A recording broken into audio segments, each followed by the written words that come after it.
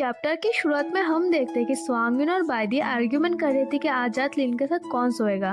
तो इसे परेशान होकर लिन चिल्ला के बोलती है, चुप हो जाओ, क्यों ना हम सब एक साथ सो जाते हैं। ये सुनकर वो दोनों लिन को घूरने लगते हैं और लिन सोचती है, वे मेरी इस टिप्पणी पर ऑब्जेक्शन क्यों नहीं कर रहे।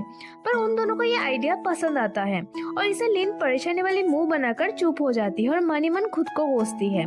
दूसरे सीन में वो दोनों मिलकर एक बड़ा सा बिस्तर रेडी करता है, जिससे लिन ये देखकर सोचती है, एक डबल बेड को किंग साइज बेड में अपग्रेड कर दिया गया है। तुम लोग तो बहुत स्किल्ड हो। स्वांगयोन लिन को बिस्तर में जाने को बोलता है तो लिन रोने की हालत में मन ही मन खुद को बोलती है, अब तो मैं ये भी नहीं कह सकती कि बिस्तर बहुत छोटा है। दूसरे सीन में वो तीनों एक ही बिस्तर में सोए हुए थे, जहाँ लिन बीच में और यून और बायडी लिन के बगल में सोए हुए थे। लिन मन ही मन सोचती है, ये बहुत एम्बैरेसिंग है। तभी बायडी बोलता है, बहुत देर हो गई है, तुम्हें अब सो जाना चाहिए।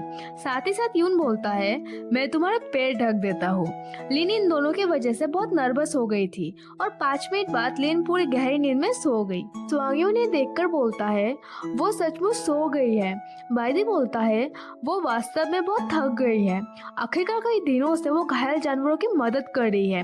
और ये कहकर बायडी लिन को प्यार से फोrehead पर किस करता है और ये देखकर यून जेलस फील करता है और वो सोचता है, तुमने मेरे सामने लिन को किस किया, मैं भी उसे किस करना चाहता हूँ। और जेलसी की वजह से वो भी लिन के फोrehead पर किस करता है। बायडी बोलता है, उसे परेशान करना बंद करो और सो जाओ।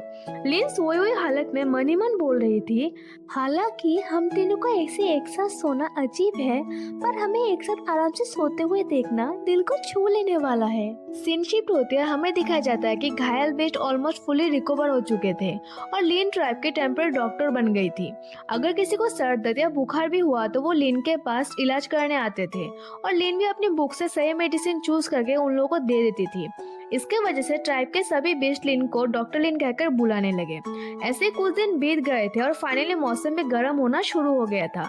स्वांगिन वॉर में मरे हुए बीस्ट के डेड बॉडीज को देखकर सभी लोग को बोल रहा था, वेदर गर्म हो रहा है, हमें वॉर में मारे गए बीस्ट के अवशेषों को डिस्पोज करना होगा। साथ वाला बीस्ट उनको बोलता है, क्या हम अभी भी उन अवशेषों को माउंटेन के पीछे गड्ढे में डाल देंगे जैसे हम हमेशा करते हैं। तभी लिन पूछती है, क्या आप लोग उन अवशेषों को कहीं और छोड़ रहे हैं। तो वो मेल बीस्ट जवाब देता है, आप ऐसा कह सकते हैं, लेकिन हमने हमेशा उन्हें इसी तरीके से डिस्पोज किया है। सर्दियों के दौरान अवशेष बर्फ में जमा सकते हैं, लेकिन स्प्रिंग में वो बहुत जल्दी सड़ जाते हैं, इसलिए हम उन्हें पहाड़ के पीछे गड्ढे में फेंक देते हैं। लिन ये सुनकर चौंक जाती है और सोचती है, गड्ढे में ये सेफ नहीं है और मरने वालों के प्रति सम्मान भी नहीं है। और बोलती है, क्यों ना हम उनका अंतिम संस्कार कर दे। वो दोनों ये सुनकर चौंकते हुए पूछते हैं, दाह संस्कार वो क्या है। लिन उन दोनों को दाह संस्कार के बारे में सब कुछ एक्सप्लेन करती है, पर उन दोनों का रिएक्शन देखकर वो बोलती है, क्या तुम्हें लगता है दाह संस्कार एक बुरा विचार है। और सोचती है, मुझे इतना डायरेक्ट नहीं होना चाहिए था। तभी स्वांगयोन बोलता है, नहीं, ये एक अच्छा विचार है। म्यूजा का मेड भी बोलता है, म्यूजा को भी ये कंफर्टिंग लगेगा। स्वांगयोन थोड़ा मायूस होकर बोलता है, अगर मेरे पिता के मृत्यु के समय भी ये हुआ होता तो मुझे उनके अवशेषों को उस तरह देखना नहीं पड़ता। दूसरे सीन में वो लोग मान जाते हैं और दाह संस्कार की तैयारी करने लगते हैं। ये सब देखकर ट्राइब में लोग आपस में दाह संस्कार के बारे में बात कर रहे थे।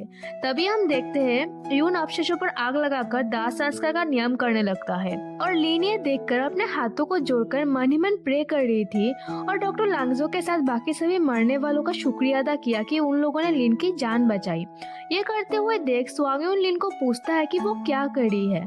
लिन बोलती है, मैं मरने वालों की आत्माओं को श्रद्धांजलि दे रही थी और आशा करती हूँ कि वे शांति से आराम करेंगे। और सोचती है, बीस्ट बहुत अंधविश्वासी होते हैं, इसलिए वे जरूर इस रीजन को एक्सेप्ट कर सकते हैं। यू ने सुनकर बोलता है, क्या उनकी आत्माएं मरने के बाद भी जीवित रहते हैं। क्या लांगजो के आत्मा भी मुझे देख रहे हैं, तो फिर मैं भी अपना घुटने टेकूंगा। वो भी लिन की तरह घुटने टेकते हुए बोलता है, डॉक्टर लांगजो, हमने तुम्हारा बदला ले लिया है, आपको शांति मिले। मैं रॉकवुल्फ ट्राइब को प्रोटेक्ट करूंगा। उन दोनों को ऐसे करते हुए देख ट्राइब के बाकी लोग भी उनके जैसे ही करने लगते हैं और हमें ऊपर से सभी मरे हुए लोगों की सोल दिखाया जाता है, जिन्हें प्रोबेबली शांति मिल गई थी। लीन एक कंटेनर में मरे हुए लोगों की अस्थियां भरकर वो कंटेनर यून को देते हुए बोलती है, इसे सुरक्षित रखो, इसमें हमारे ट्राइब के वीरों के अस्थियां हैं।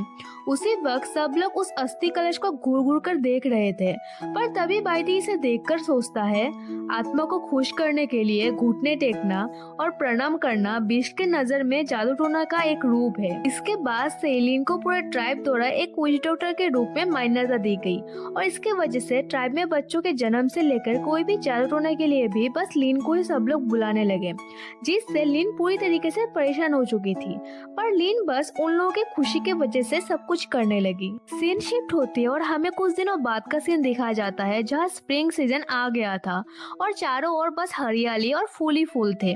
तभी हमें लीन को दिखाया जाता है जो मन ही मन बोल रही थी, स्वांगयुन दूसरों को शिकार पर ले गया है।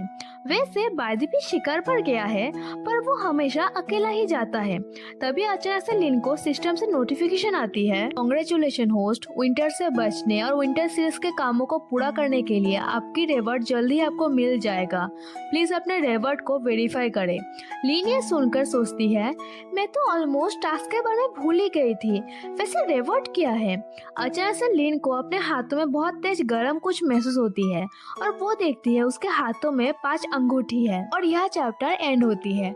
अगर आपको जानना है ये 5 अंगूठी का काम क्या है और स्टोरी किस तरह और इंटरेस्टिंग मोड़ लेने वाली है, तो आपको इस चैनल पर बने रहना होगा।